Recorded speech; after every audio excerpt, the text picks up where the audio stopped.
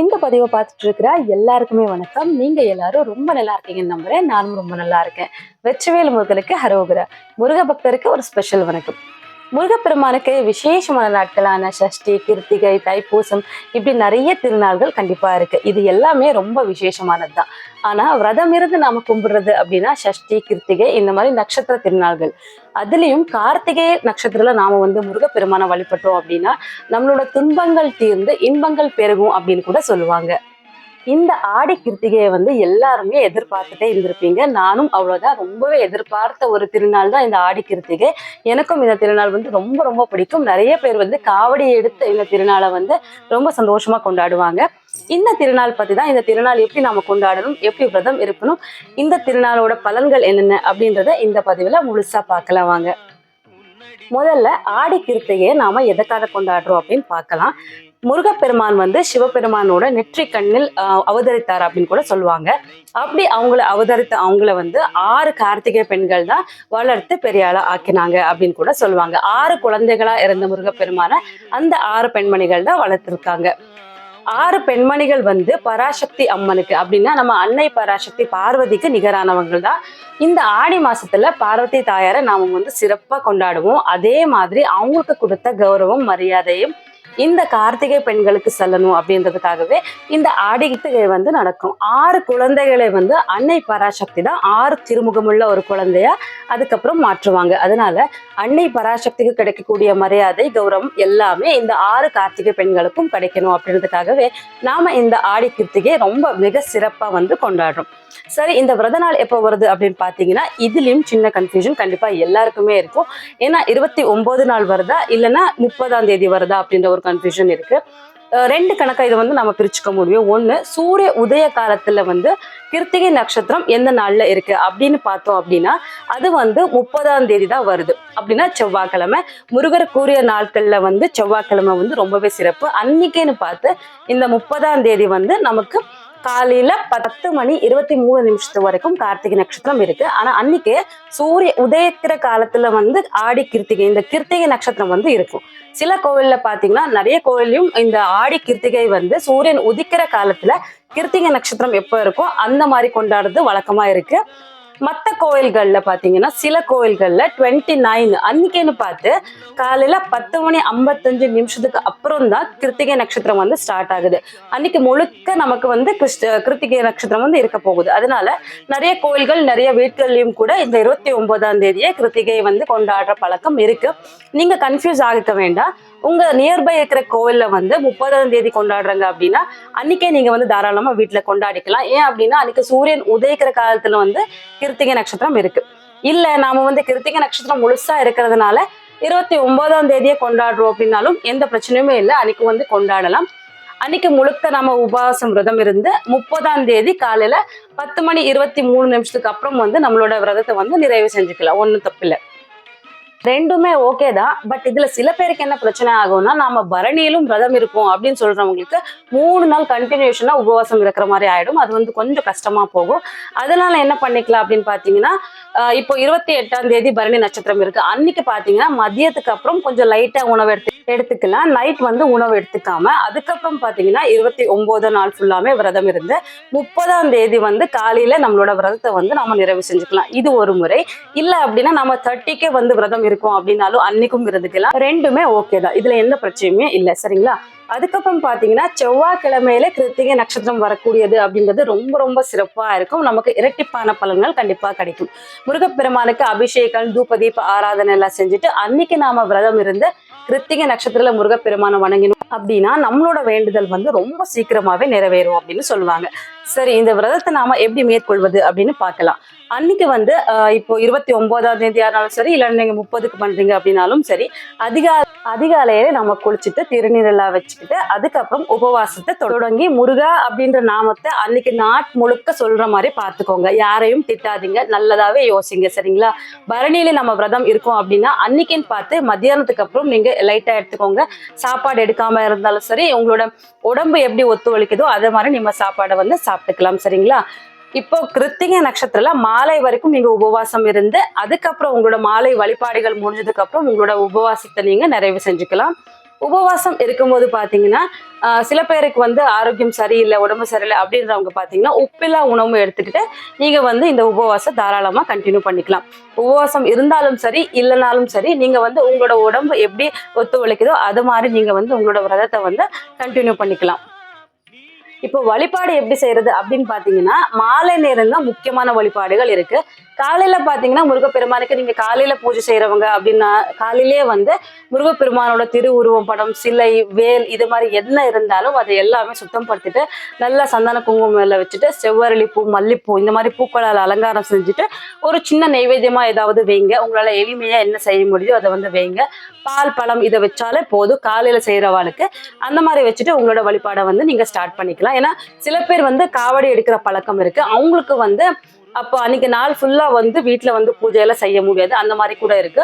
சில பேர் வந்து படையல் அன்னைக்கு மத்தியானம் போட்டுட்டு அதுக்கப்புறம் வந்து காவடி எடுத்துட்டு போய் முருகரோட ஆலயத்துல கொடுக்குற மாதிரி இருக்கும். அந்த மாதிரி பழக்கங்கள் கூட சிலருக்கு இருக்கு. அதையெல்லாம் பார்த்துட்டு அதுக்கு ஏத்த மாதிரி உங்களோட வழிபாடை வந்து நீங்க சேஞ்ச் பண்ணிக்கலாம். முக்கியமா இப்போ மாலையில என்ன நாம வழிபாடுகள் செய்ய போறோம் அப்படின்னு பாத்துக்கலாம். என்னன்னா காலையில இருந்து உங்களோட பூஜை எல்லாம் முடிச்சதுக்கு அப்புறம் சாயங்காலம் உங்களோட வழிபாடுல வந்து மறுபடியும் முருகப்பெருமானோட படத்துக்கு பூஜை செய்யணும். இப்ப நீங்க பூஜை செய்யும் போது பாத்தீங்கன்னா காலையிலேயே நீங்க பூக்கள் எல்லாம் வச்சிருந்தீங்கன்னா அதுவே கண்டினியூ பண்ணிக்கலாம். இல்ல அப்படின்னா நாங்க சாயங்காலம் தான் பூஜை செய்யறோம் அப்படின்னா ஒரு சிகப்பு கலர் துணியை போட்டுட்டு அதுக்கு மேல முருகப்பெருமானோட திருவுருவத்தை வச்சுட்டு கூடவே சிலை இருந்தா சிலை, இல்லைன்னா வேல் இருந்தா வேல், இதை எல்லாத்தையும் வச்சுட்டு செவ்வரளி பூக்கள், அதுக்கப்புறம் மல்லிப்பூ, உங்ககிட்ட என்ன பூக்கள் அவைலபிளா இருக்கும் அந்த மாதிரி பூவெல்லாம் வச்சுட்டு நல்லா அலங்காரம் செஞ்சு சந்தனம், குங்குமம், திருநீரெல்லாம் வச்சுட்டு முருகப்பெருமானுக்கு என்ன நைவேத்தியங்கள் உங்களால செய்ய முடியுமோ அதை எல்லாமே செய்யுங்க. வெண்பொங்கல், சக்கரை பொங்கல், பாயாசம் என்ன செய்ய முடியுமோ அதெல்லாம் தாராளமா செய்யுங்க. நம்மளால எதுவும் செய்ய முடியல அப்படின்றவங்க பால், பழம், வெத்தலை பாக்கு இந்த மாதிரி எளிமையா கூட நீங்க வச்சுக்கலாம். அன்னைக்குன்னு பார்த்து ஷட்கோணம் தீபம் ஏத்துறது அப்படின்றது மிக மிக மிக முக்கியம். நான் ஏற்கனவே சொன்ன மாதிரி கார்த்திகை பெண்களுக்கு கௌரவம் செலுத்துறபடிதான் இந்த ஆடி கிருத்திகை இருக்க போகுது. அந்த ஷட்கோணம் தீபம் வந்து இந்த கார்த்திகை பெண்களுக்கு ஒரு கௌரவம் செலுத்துற மாதிரி அப்படின்னு வச்சுக்கோங்களேன். அவங்கள இங்க நாம மரியாதை கொடுத்து வணங்குறது தான் முருகப்பெருமானுக்கு நாங்க கொடுக்கக்கூடிய ஒரு மிக சிறப்பான மரியாதையா இருக்கும். அதனால இந்த ஷட்கோணம் தீபம் கண்டிப்பா யாருமே மிஸ் பண்ணாதீங்க. ஷட்கோணம் தீபம் வந்து வேணும்னா டிஸ்கிரிப்ஷன்ல நான் தரேன். நட்சத்திர வடிவில ஒரு கோலத்தை நாம போட்டுக்கணும். அது வந்து மனை இருந்தா மனை மேல போட்டுக்கிறது ரொம்பவே சிறப்பா இருக்கும். ஒரு மரப்பலகை வந்து கண்டிப்பா எல்லாருமே வீட்டுல வச்சுக்கோங்க, ரொம்பவே சிறப்பா இருக்கும். இந்த மாதிரி பூஜை வழிபாடு நேரத்துல எல்லாம் உங்களுக்கு கண்டிப்பா உதவியா இருக்கும். இது வந்து கீழே போடுறது அப்படின்றது யாராவது மிதிச்சா அது வந்து சரியா இருக்காது. ஸோ ஒரு மரப்பலகை சின்னதா இருந்தது அப்படின்னா அதுக்கு மேல போட்டுக்கோங்க. இல்லைன்னா யாரும் மிதிக்காத மாதிரி தான் இந்த சாம்பிரும் ஸ்டெப்ஸ் இருக்கு அப்படின்னா அதுக்கு மேல கூட நீங்க போட்டுக்கலாம். இந்த நட்சத்திர வடிவ போட்டுட்டு சில பேர் வந்து பாத்தீங்கன்னா ஒரே ஒரு அகல் விளக்கு அந்த மாதிரி ஏத்துவாங்க. நீங்க அப்படி ஏத்தாம 6 அகல் விளக்கா பிரிச்சுட்டு முடியுது அப்படின்னா எல்லாமே நெய் விளக்கா ஏத்தி நீங்க முருகப்பெருமான வழிபடுங்க. ரொம்ப ரொம்ப சிறப்பான பலன்கள் இந்த ஷட்கோண தீபத்துக்கு. ஷட்கோண தீபத்தை நாம ஏத்துட்டு ஓம் சரவண பவா அப்படின்ற ஒரு பிரணவ மந்திரத்தை கரெக்டா 108 முறை நாம வந்து பாராயணம் ஜபம் செய்யறது ஒரு மிக மிக சிறப்பான பலன்களை உங்களுக்கு கண்டிப்பா தரும். இதை தவிர்த்து உங்களுக்கு முருகரோட எந்த ஸ்தோத்திரம் தெரியும், கந்தர் அலங்காரம், கந்தர் அனுபூதி, வேல்மாறல், திருப்புகழ், உங்களுக்கு என்ன தெரியுதோ அதுவும். திருப்புகழ் வந்து பாத்தீங்கன்னா அவங்களோட பிரச்சனைக்கு ஏத்த மாதிரி நிறைய பாடல்கள் இருக்கும். பாடல்களை வந்து நம்ம தேர்வு செஞ்சுட்டு நம்ம பிரச்சனைக்கு ஏத்த பாடல்களை வந்து நம்ம பாராயணம் செஞ்சுக்கலாம். அதே மாதிரி உங்களுக்கு முருகரோட எந்த ஸ்தோத்திரம் தெரிஞ்சாலும் அதை வந்து தாராளமா பாராயணம் செய்யலாம். அன்னைக்குன்னு பார்த்து நீங்க பாராயணம் செய்யறது, ஜபம் செய்யறது அப்படின்றது மற்ற நாட்களை விட உங்களுக்கு நிறைய சிறப்பான பலன்களை கண்டிப்பா தரும். பாராயணம் செஞ்சு முடிச்சதுக்கு அப்புறம் வழக்கம் போல தீப தூப ஆராதனையை காட்டிட்டு உங்களோட விரதத்தை நீங்க தாராளமா நிறைவு செஞ்சுக்கலாம். இப்போ இந்த ஆடி கிருத்திகை நாம இவ்வளவு சிறப்பா விரதமா கொண்டாடுறோம் இல்லையா? எதனால கொண்டாடுறோம், எதுக்காக கொண்டாடுறோம், அப்படி கொண்டாடுறதுனால நமக்கு என்ன பிரயோஜனம் இருக்கு அப்படின்னு நிறைய பேருக்கு ஒரு கேள்வி இருக்கும். முக்கியமா முருகர் வந்து செவ்வாய்க்கு அதிபதி. செவ்வாய் அப்படின்னாலே நட்சத்திர தோஷங்கள், ராசிகள்ல வர்ற தோஷங்கள் எல்லாமே தீரும். நமக்கு ஜாதகத்துல என்ன மாதிரி தோஷம் இருந்தாலும் முருகப்பெருமான நாம கிருத்திகை நட்சத்திரத்துல வணங்குறதுனால முக்கியமா நீங்கும் அப்படின்னு சொல்லுவாங்க. ராகு, கேத்து, சனி, இல்லைன்னா செவ்வாய் கிரகத்துல பிரச்சனை, செவ்வாய் ராசியில பிரச்சனை, இப்படி நிறைய பிரச்சனைகள் இருந்தாலும் ஜாதக சம்பந்தப்பட்ட தோஷங்கள் நீங்கும் அப்படின்னு சொல்லுவாங்க. முக்கியமா நிறைய பேருக்கு திருமண தடைகள் இருக்கும். அது வந்து செவ்வாய் தோஷத்தினால இருக்கும்.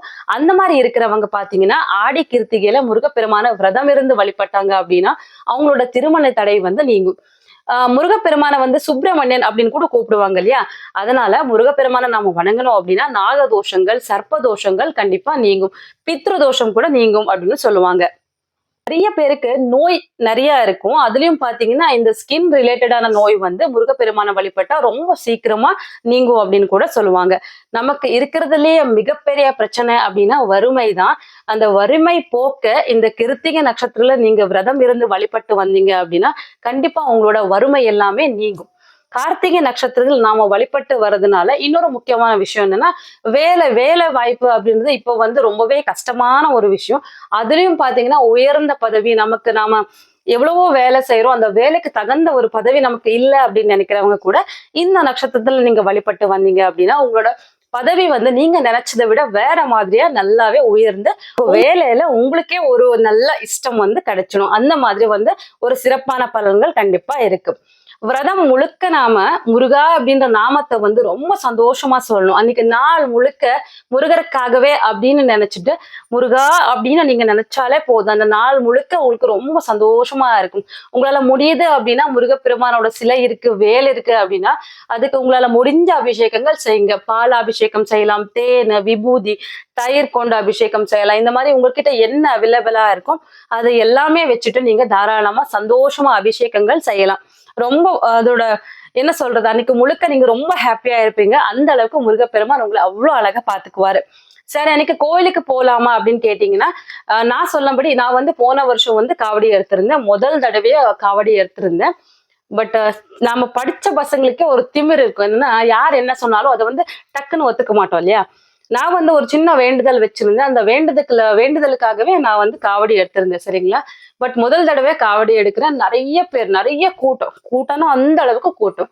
பட் எல்லாருமே வந்து சாமி வந்து ஆடுறாங்க. ஆக்ரோஷமா, ஆவேசமா, சந்தோஷமா மை மறந்து ஆடுறாங்க. பட் எனக்கு வந்து எந்த ஒரு என்ன சொல்றது, எந்த சேஞ்சஸும் இல்லை. நார்மலா அம்மா கிட்ட சொல்லிக்கிட்டே நடக்கிறேன். எல்லாருமே சும்மா தானே ஆடுறாங்க, எல்லாருமே எப்படி முருகன் வர முடியும்? யாராவது ஒருத்தர் ரெண்டு மேல் கூட வரலாம். பட் இவ்வளோ பேருமே இவ்வளவு சந்தோஷமா எப்படி ஆட முடியும்? அம்மா சொல்லிக்கிட்டே வர, உண்மையிலயும் வரும். நீ உண்மையா முருகரை நினைச்சு அவங்கள வந்து ஃபீல் பண்ணி நீ போன அப்படின்னா கண்டிப்பா முருகர் உண்மையிலயும் வருவாரு அப்படின்னு. நான் வந்து சும்மா அதை அப்படியே கலெக்டிட்டே போயிட்டே இருந்தேன்னு வச்சுக்கோங்களேன். முருகர் கோயிலுக்கு ஒரு 30 to 40 ஸ்டெப்ஸ் இருக்கும். அந்த ஸ்டெப்ஸ் ஒரே ஒரு ஸ்டெப்ஸ் தான் நான் எடுத்து வச்சேன். அது மட்டும்தான் எனக்கு ஞாபகம் இருக்கு. அதுக்கப்புறம் என்ன நடந்ததுன்னு அம்மா தான் எனக்கு சொல்றாங்க. உன்னை பிடிக்கிறதுக்கு ஒரு 10 பேர் வேணுமாயிருச்சு, அந்த அளவுக்கு ஆவேசம் உன்கிட்ட இருந்தது அப்படின்னு. முருகப்பெருமான் வந்து நாம முருகா அப்படின்னு நினைச்சாலே போதும். சரிங்களா? அந்த அளவுக்கு முருகப்பெருமானுக்கு ஒரு சக்தி இருக்கு. இதை சொல்லும் போதே கண்டிப்பா என்னோட கண்கள் வந்து கலங்குது. அந்த அளவுக்கு முருகப்பெருமானுக்கு கண்டிப்பா ஒரு சக்தி இருக்கு. சரிங்களா? அந்த காவடியை நான் எடுத்து முடிச்சதுக்கு அப்புறம் தான் முருகப்பெருமானோட உண்மையான உணர்வை, உண்மையான சக்தியை வந்து நான் வந்து ஃபீல் பண்ணேன். அதனால யாருமே இதை வந்து ரொம்ப லேசா எடுத்துக்க வேண்டாம். முருகப்பெருமான் இன்னும் இருக்காரு, எங்கேயும் இருக்காரு, எல்லா இடத்துலயுமே இருக்காரு. நீங்க முருகா அப்படின்னு கூப்பிட்ட உடனே உங்களுக்காக ஓடோடி வர தயாரா இருக்காங்க. நீங்க ஒரு தடவை அவங்கள விட்டாலும் சரி, அவங்க எந்த காரணத்துக்கும் உங்களை விட்டு கொடுக்கவே மாட்டாங்க. கோயிலுக்கு போக முடியும், உங்க வீட்டுக்கிட்ட கோயில் இருக்கு அப்படின்னா கண்டிப்பா போங்க. அன்னைக்குன்னு பார்த்து முருகப்பெருமானுக்கு பார்த்த அலங்காரம் எல்லாமே பாருங்க. கண்ணுக்குள்ள முருகரை வந்து உங்க கண்ணுக்குள்ள பாருங்க. ரொம்ப சந்தோஷமா இருக்கும். காவடியை எடுக்கிறேன் அப்படின்னு வேண்டிக்கிறவங்க மட்டும்தான் எடுக்கணுமா அப்படின்னு கேட்டீங்கன்னா, உங்களுக்கு வேண்டுதல் இருந்தா நீங்க எடுக்கலாம். இல்லைன்னா புதுசா நாம வந்து முருகருக்காக காவடி எடுக்கிறோம் அப்படின்னு நீங்க ஃபீல் பண்ணீங்க அப்படின்னா கண்டிப்பா தாராளமா சந்தோஷமா எடுக்கலாம். முருகர் வந்து உங்க கிட்ட வர்றத நீங்களே ஃபீல் பண்ணி கமெண்ட்ல எனக்கு சொல்லுவீங்க. அந்த அளவுக்கு காவடி எடுக்கிறது அப்படின்றது ரொம்பவே விசேஷமான ஒரு ஸ்பெஷல் மூமெண்ட் அப்படின்னு தான் நான் சொல்லிக்குவேன். எல்லாருக்குமே அந்த பாக்கியம் கிடைக்கிறது ரொம்ப ரொம்ப கஷ்டம். பட் கிடைச்சவங்க கண்டிப்பா மிஸ் பண்ணாம காவடியை எடுத்துருங்க. ஆடி கிருத்திகையை பத்தி எனக்கு தெரிஞ்ச மாதிரி எல்லாத்தையுமே நான் சொல்லியிருக்கேன். ஏதாவது சந்தேகங்கள், டவுட் இருந்தது அப்படின்னா கண்டிப்பா கமெண்ட்ல கேளுங்க. எனக்கு தெரிஞ்ச வரைக்கும் நான் எல்லாத்தையுமே பதில் சொல்லிக்கிறேன். இந்த பதிவு உங்க எல்லாருக்குமே ரொம்ப பிடிச்சிருக்கு அப்படின்னு நம்புறேன். இந்த பதிவை உங்களோட உற்றார் உறவினர் எல்லாருக்குமே ஷேர் பண்ணுங்க. இந்த பதிவு எப்படி இருந்தது அப்படின்னு கண்டிப்பா கமெண்ட்ல சொல்லுங்க. இந்த பதிவுக்கு ஒரு லைக் கொடுத்துருங்க. அது எனக்கு ரொம்பவே மோட்டிவேஷனா இருக்கும். இதே மாதிரி முருகரோட இன்னொரு நல்ல பதிவுல உங்களை சந்திக்கிறேன். அது வரைக்கும் உங்களிருந்து விடைபெறுகிறேன். நன்றி, வணக்கம், பாய்.